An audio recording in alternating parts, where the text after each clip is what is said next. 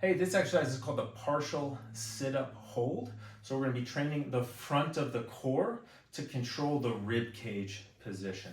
So here's how it goes. You're going to lay on your back, okay? If I just relax, you can see the tips of my ribs flare up a little bit. That's what we're trying to control as we're working the front of the core here. So the technique, I'm going to take my hands and reach them towards my knees, only as far as I can until I feel some work here. My low back is flat and my shoulders are off the ground, okay? This is position one, and I can hold here, and I like to do these for breath. So I'm gonna inhale and exhale, squeeze the rib cage down. Inhale, exhale, squeeze the rib cage down. You don't need to move your hands here, I'm just showing that. We want the rib cage to drop. Inhale, exhale down. And then as you inhale, we want to inhale without that happening. Exhale down. We're gonna do that for about 5 breaths, and then relax, hang out for a second, and repeat. Okay? To make it harder, we go to this position and raise the arms straight up. So now there's more weight over my shoulders, and it's harder to control here. Otherwise, same drill. Inhale and exhale.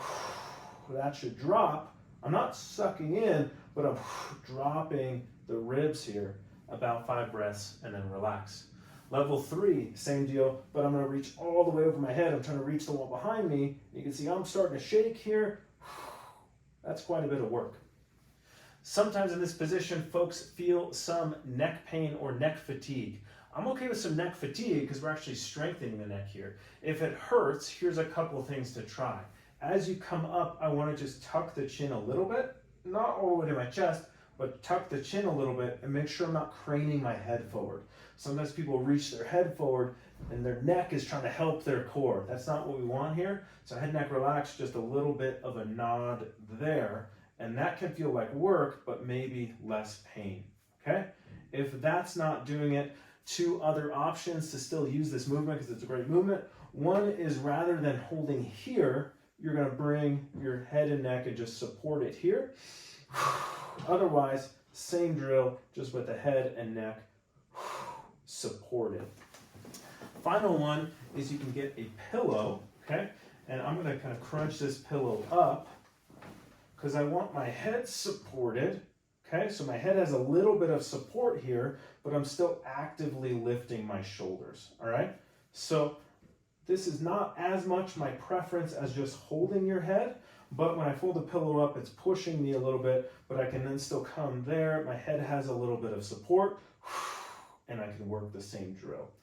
So those are the options if you're feeling some neck pain, but if it's just some neck fatigue, try and get that little chin tuck and then work there, because often strengthening the neck can just help reduce the risk of neck pain down the road. All right?